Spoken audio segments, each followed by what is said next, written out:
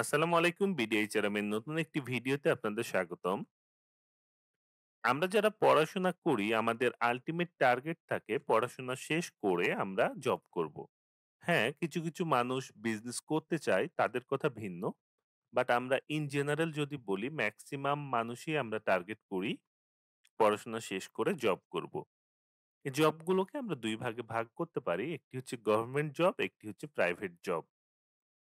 আমরা ছোটবেলা থেকেই দেখি আমাদের সিনিয়র যে সকল ভাই বোন আছেন তারা গভর্নমেন্ট জবের জন্য প্রিপারেশন নিচ্ছে। এটি দেখতে দেখতে আমরা অবচেত মনেই আমরা নিজেরাও গভর্নমেন্ট জবের জন্য প্রিপারেশন নেওয়া শুরু করি।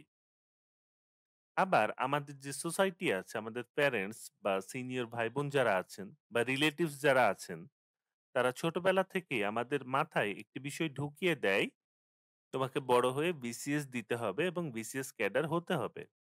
বিসিএস ক্যাডার হতে না পারলেও অ্যাটলিস্ট একটা গভর্নমেন্ট জব জোটাতে হবে। অপরপক্ষে প্রাইভেট জব সম্পর্কে আমাদের একটি মিথ আছে বা একটি ধারণা আছে, সেটি হচ্ছে আমরা নরমালি প্রাইভেট জব যারা করে আমরা কাদেরকে দেখি? আমরা দেখি প্রাণ কোম্পানি বা এই ধরনের কোনো কোম্পানির এসআর মার্কেটে গিয়ে অর্ডার কালেক্ট করছে। হয়তোবা তারা 10 থেকে 15 হাজার টাকার স্যালারি পাচ্ছে। কিন্তু আমরা অনেকেই জানি না এই পজিশন থেকেও কোম্পানির টপ লেভেলে যাওয়া যায়, এমনকি সিইও পর্যন্ত হওয়া যায়। এবং এই এসআর এর বাইরে বা সেলস প্রফেশনাল যারা আছেন, with due respect to them, এই সেলস প্রফেশনের বাইরেও প্রাইভেট জবে প্রতিটি কোম্পানিতে অনেকগুলো পজিশন আছে যেগুলো আমরা ইন জেনারেল দেখি না। এক্ষেত্রে আমি আরো একটি বিষয় মেনশন করব। আমরা যারা গভর্নমেন্ট জবের জন্য ট্রাই করি, আমরা সকলেই জানি গভর্নমেন্ট জব অনেক বড় একটি প্রসেস। অনেকেই গভর্নমেন্ট জবের জন্য ট্রাই করে 7 থেকে 8 বছর পর যখন কোনো গভর্নমেন্ট জব পান না, তখন প্রাইভেট সেক্টরে এসে জব করেন। এই মানুষগুলো ইন জেনারেল প্রাইভেট সেক্টরে সফল হতে পারেন না। আরো একটি ক্যাটাগরি আছে যারা ফাইন্যান্সিয়াল প্রয়োজনে অথবা না বুঝেই প্রাইভেট সেক্টরে চলে আসেন উইদাউট প্রিপারেশন। বাট প্রাইভেট সেক্টরে আসতে হলে আপনাকে খুব ভালোভাবে প্রিপারেশন নিয়ে আসতে হবে। যে সফট স্কিলস, হার্ড স্কিলস, এগুলো ডেভেলপ করে দেন আপনাকে প্রাইভেট সেক্টরে আসতে হবে। সো যারা কোনো ধরনের প্রিপারেশন ছাড়াই প্রাইভেট সেক্টরে আসেন তারা ইন জেনারেল 6 মাসের ভেতর বা কিছু ক্ষেত্রে 1 বছরের ভেতর বা ম্যাক্সিমাম 5 বছরের ভেতর জব থেকে ড্রপ আউট হয়ে যায়। এর ফলে আমরা দেখি যে প্রাইভেট সেক্টর থেকে অনেক মানুষ ড্রপ আউট হয়ে যাচ্ছে বা প্রাইভেট সেক্টরে খুব ভালো কিছু করতে পারছে না। এটি দেখার পর আমরা অনেকেই প্রাইভেট জব থেকে মুখ ফিরিয়ে নেই। তাই আজকের ভিডিওতে আমরা ইন ডিটেলস গভর্নমেন্ট জব এবং প্রাইভেট জবের ভালো এবং মন্দ দিকগুলো তুলে ধরবো। ঠিক একই সাথে আপনার গভর্নমেন্ট জব না প্রাইভেট জবের প্রিপারেশন নেওয়া প্রয়োজন সেটি সম্পর্কে একটি আউটলাইন দেব। আপনি যদি বিডিএইচআরএম এ নতুন হয়ে থাকেন তাহলে আমাদের চ্যানেলকে সাবস্ক্রাইব করে বেল বাটনে ক্লিক করে ফেলুন, যাতে ক্যারিয়ার রিলেটেড বিভিন্ন ধরনের ভিডিও আপলোড করলেই আপনি নোটিফিকেশন পেয়ে যান। স্ক্রিনে আমরা দুইজন জাভেদকে দেখতে পাচ্ছি। দুইজনের নামই জাভেদ। একজন সরকারি চাকরি করে সফল, অন্যজন প্রাইভেট জব করে সফল।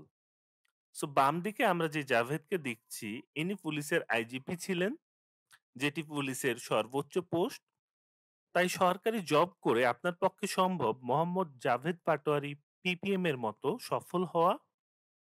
আবার আপনি যদি বেসরকারি জব করেন তাহলে আপনার পক্ষেও সম্ভব, আমরা ডান দিকে যিনাকে দেখছি জাভেদ আক্তার, যিনি ইউনিলিভার বাংলাদেশের সিইও, উনার মতো ক্যারিয়ারে সফল হওয়া। আসুন আমরা এক নজরে সরকারি জবের ভালো দিকগুলো দেখে নেই। প্রথমেই আছে জব সিকিউরিটি। ডেফিনেটলি সরকারি জব প্রাইভেট জবের চাইতে অনেক বেশি সিকিউর। আপনি যদি একবার সরকারি জবে চলে আসেন, আপনি রিটায়ারমেন্ট এজ পর্যন্ত জব করতে পারবেন। সরকারি জব অনেক less stressful compared with private job. হ্যাঁ, কিছু জব আছে, ফর এক্সাম্পল পুলিশ, দেন প্রশাসন, এগুলোতে কিছুটা স্ট্রেস আছে, কিছুটা না অনেকটাই স্ট্রেস আছে।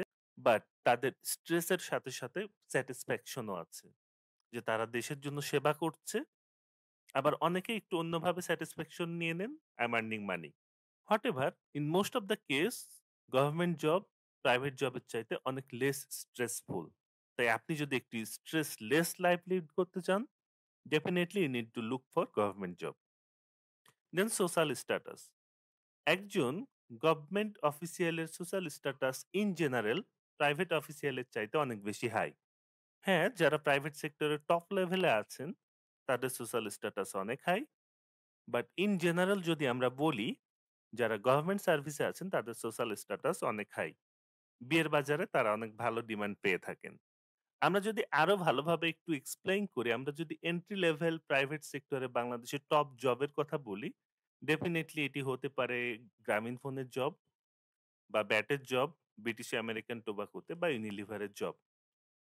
আমরা ধরে নিচ্ছি একজন ইউনিলিভারের টেরিটরি ম্যানেজার, যেটা এন্ট্রি লেভেল পোস্ট, এবং একজন পুলিশের এএসপি, ২ জন পাশাপাশি আছেন। ডেফিনিটলি মানুষ পুলিশের এএসপি কে প্রিফার করবে। সুতরাং ইন জেনারেল যদি আমরা বলি, গভর্নমেন্ট জবের সোশ্যাল স্ট্যাটাস প্রাইভেট জবের থেকে অনেক হাই। এবং last but not list, future security. যারা গভর্নমেন্ট জবে আছেন তাদের ফিউচার সিকিউরিটি বা রিটায়ারমেন্ট বেনিফিটটা অনেক হাই। তারা অনেক বেশি টাকা গ্র্যাচুইটি পেয়ে থাকেন। তারা পিএফ থেকে ভালো একটি অ্যামাউন্ট পান এবং জবের শেষে মৃত্যু পর্যন্ত তারা মান্থলি পেনশন পান। এখানে আমি স্টার দিয়ে রেখেছি কারণ এখন যেই সর্বজনীন পেনশন স্কিম আছে এটি নিয়ে অনেক কথাবার্তা হচ্ছে। হয়তোবা ইন ফিউচারে গভর্নমেন্ট জবে যেই পেনশন গুলো আছে, পেনশন ফ্যাসিলিটি আছে, এগুলো হয়তো থাকবে না।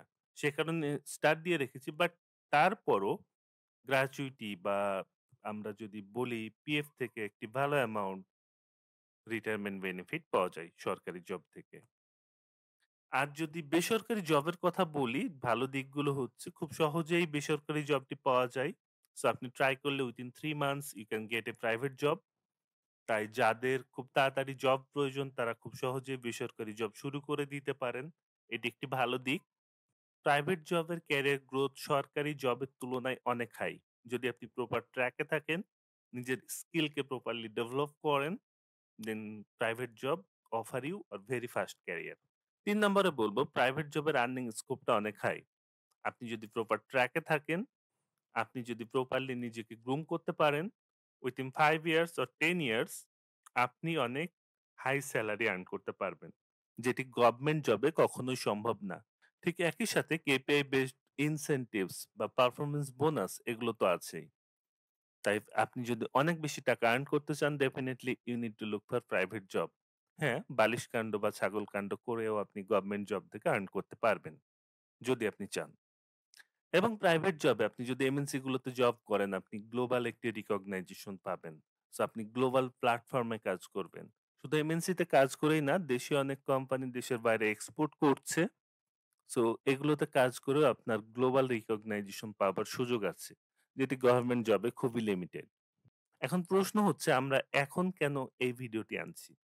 কারণ কোটা প্রথার সংস্কার হয়েছে। এই গেজেটে আ যারা জেনারেল অ্যাপ্লিক্যান্ট আছেন সরকারি জবের জন্য বা যাদের কোটা নেই ইন জেনারেল যদি বলি, তাদের সরকারি জব পাবার সম্ভাবনা অনেক বেড়ে গেছে। আর আপনি যদি এই গেজেটটি সম্পর্কে বিস্তারিত জানতে চান, এ নিয়ে আমাদের চ্যানেলে অলরেডি ভিডিও আছে। ভিডিওর লিংক ডেসক্রিপশন বক্সে দেয়া থাকবে। আপনি চাইলে দেখে নিতে পারেন। সো আমরা যদি একটি কোটা প্রথা নিয়ে দেখি, এই গেজেটের আগে এবং পরে যেই কোটা সিস্টেম ছিল সেটা যদি দেখি, আমাদের গেজেটের আগে সরকারি চাকরিতে 56% কোটা ছিল। কিছু, কিছু ক্ষেত্রে এটি 80% পর্যন্ত গিয়েছে পোষ্য কোটা দিয়ে, এবং জেনারেল যে সকল অ্যাপ্লিক্যান্ট আছেন, অর্থাৎ যাদের কোটা নেই তাদের জন্য 44% সিট রিজার্ভ থাকতো।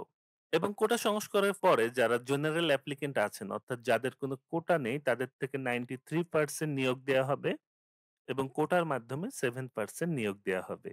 তাই কোটা সংস্কারের পরে যাদের কোনো কোটা নেই তাদের জব পাবার সম্ভাবনা আগের তুলনায় ২১১% বেড়ে যাবে।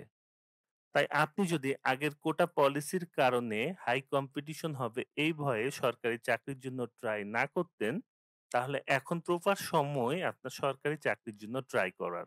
হ্যাঁ, যাদের কোটা আছেন তাদের যে রিজার্ভ পজিশন গুলো ছিল সেগুলোর সংখ্যা অনেক কমে যাবে।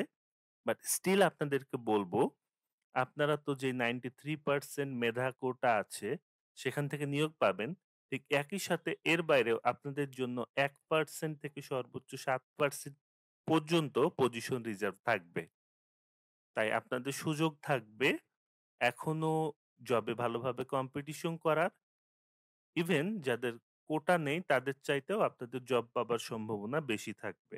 কিন্তু ক্যারিয়ারে সফল হতে হলে আপনার অবশ্যই একটি প্রপার ক্যারিয়ার প্ল্যানিং থাকা প্রয়োজন। কারণ ক্যারিয়ার প্ল্যানিং আপনার না থাকলে আপনি ক্যারিয়ারে সফল হতে পারবেন না। এবং আমাদের এই ক্যারিয়ার প্ল্যানিংটি গ্র্যাজুয়েশনে অ্যাডমিশন নেবার আগেই করা উচিত। কিন্তু বাস্তবতা হচ্ছে আমাদের দেশে অর্থাৎ বাংলাদেশ বা ইন্ডিয়াতে আমরা আমাদের পছন্দের সাবজেক্টে বেশিরভাগ সময় ভর্তি হতে পারি না। তাই গ্র্যাজুয়েশনে অ্যাডমিশনের আগে বেশিরভাগ ক্ষেত্রেই ক্যারিয়ার প্ল্যানিং করা যায় না বা অনেক সময় গ্র্যাজুয়েশনে অ্যাডমিশন নেবার পর ক্যারিয়ার প্ল্যানটা চেঞ্জ করতে হয়। তাই আপনার উচিত হবে গ্র্যাজুয়েশন কমপ্লিট করার আগেই আপনার ক্যারিয়ার প্ল্যান করে ফেলা এবং সে অনুযায়ী প্রস্তুতি নেয়া। কিন্তু আপনি যদি ইতোমধ্যেই আপনার গ্র্যাজুয়েশন কমপ্লিট করে ফেলেন এবং এখনো আপনার সঠিক ক্যারিয়ার প্ল্যানিংটি নেই, তাহলে আর দেরি না করে এখনই ক্যারিয়ার প্ল্যানটি করে ফেলুন। আপনি কিভাবে ক্যারিয়ার প্ল্যান করবেন এ নিয়ে আমাদের চ্যানেলে অলরেডি ভিডিও আছে। ভিডিও লিংক আমরা ডেসক্রিপশন বক্সে দিয়ে দিব। আপনি প্রয়োজনে দেখে নিতে পারবেন। এখন আমরা জেনে নেব কাদের প্রাইভেট জবের জন্য ট্রাই করা উচিত। নাম্বার 1, যারা চ্যালেঞ্জ নিতে পছন্দ করেন। আমরা সকলেই জানি প্রাইভেট জব গভর্নমেন্ট জবের চাইতে লেস সিকিউরড। তাই আপনি যদি চ্যালেঞ্জ নিতে পছন্দ করেন শুধুমাত্র তাহলেই প্রাইভেট জবে আসুন। আর আপনি যদি একটি সিকিউরড লাইফ চান, কোনো রিস্ক নিতে না চান, please go for government job. Second হচ্ছে আপনার এখনই ফাইন্যান্সিয়াল সাপোর্ট প্রয়োজন। আপনি পড়াশোনা শেষ করেছেন, আজকে থেকেই আপনার ফ্যামিলিকে ফাইন্যান্সিয়াল সাপোর্ট দিতে হবে। আপনার কোনো ওয়ে নেই। দেন আপনি প্রাইভেট জবে আসতে পারেন। হ্যাঁ, আপনি অল্টারনেটিভ ও চিন্তা করতে পারেন। ফর এক্সাম্পল কোনো কোচিং সেন্টারে ক্লাস নিয়ে, টিউশনি করিয়ে কিছু আর্নিং করে আপনি গভর্নমেন্ট জবের জন্য প্রিপারেশন নিলেন এবং ফ্যামিলিকে সাপোর্ট করলেন। But in most of the case এটা পসিবল হয় না। তাই আপনার যদি এখনই ফাইন্যান্সিয়াল সাপোর্ট প্রয়োজন হয়, please come in private sector. আপনি ন্যাচারালি এক্সট্রোভার্ট। সহজ বাংলায় যদি আমরা বলতে চাই, খুব সহজেই মানুষের সাথে মিশে যেতে পারেন। আপনি ফিউচারে বিজনেস করতে চান। দেন আপনি যে বিজনেসটা করতে চান সেই সেক্টরে এসে জব করুন, কিছু এক্সপেরিয়েন্স নেন, then you can go for business. এবং আপনি একটি ওয়েল এস্টাবলিশড ফ্যামিলি বিলংস করেন। আমরা যদি ইন জেনারেল বলি আপনি রিচ ফ্যামিলি থেকে এসেছেন। আপনি ইংলিশ মিডিয়াম ব্যাকগ্রাউন্ডে 10th এবং 12 এ পড়াশোনা করেছেন। অর্থাৎ ও লেভেল করেছেন, এ লেভেল করেছেন। দেন আপনার জন্য প্রাইভেট জব পারফেক্ট সেক্টর। এবং ফিউচারে আপনি সিইও হতে চান। গভর্নমেন্ট জব করে তো আর সিইও হওয়া যাবে না। Please come in private sector. এবার আমরা জেনে নেব কাদের গভর্নমেন্ট জবে আসা উচিত।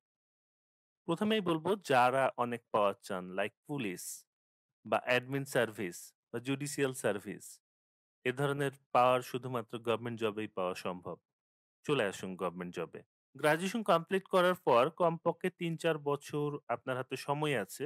আপনার ফ্যামিলিকে আর্জেন্টলি ফাইন্যান্সিয়াল সাপোর্ট দিতে হবে না বা আপনার যে ফাইন্যান্সিয়াল রিকোয়ারমেন্ট সেটি আপনার ফ্যামিলি ফুলফিল করতে পারবে। আপনার উপর আপনার গার্লফ্রেন্ডের চাপ নেই আজই বিয়ে করো। দেন আপনি গভর্নমেন্ট জবের জন্য ট্রাই করতে পারেন। আপনি ন্যাচারালি ইন্ট্রোভার্ট। খাঁটি বাংলায় বললে আপনি মানুষের সাথে মিশতে পারেন না। ভাই প্রাইভেট জবে যাবেন না please. Only try for government job. আপনি চ্যালেঞ্জ নিতে পছন্দ করেন না। অর্থাৎ আপনি একটি সিকিউরড লাইফ চান। Try for government job. এবং আপনি বালিশ বা ছাগল কাণ্ড বা নতুন কোনো কাণ্ড ঘটিয়ে অনেক টাকা আর্ন করতে চান। গভর্নমেন্ট জবে চলে আসুন। এমনকি আপনি চাইলে ড্রাইভারও হতে পারেন। Live example here. বাট আপনি গভর্নমেন্ট জব করতে চান বা প্রাইভেট জব করতে চান, এখন থেকেই প্রিপারেশন নেওয়া শুরু করে দিন। কারণ প্রিপারেশন ছাড়া আপনি গভর্নমেন্ট জব পাবেন না। আর প্রাইভেট জবে ভালো করতে হলে আপনার ওয়েল প্রিপেয়ার্ড হতে হবে। আপনারা দেখছেন বিডিএইচআরএম জব অ্যান্ড ট্যাক্স। দেখা হবে প্রতি বৃহস্পতিবার রাত ৯ টায়। কোনো প্রশ্ন থাকলে কমেন্ট বক্সে জানান। ভিডিওটি ভালো লাগলে লাইক দিন, শেয়ার করুন। দেখা হবে নেক্সট ভিডিওতে।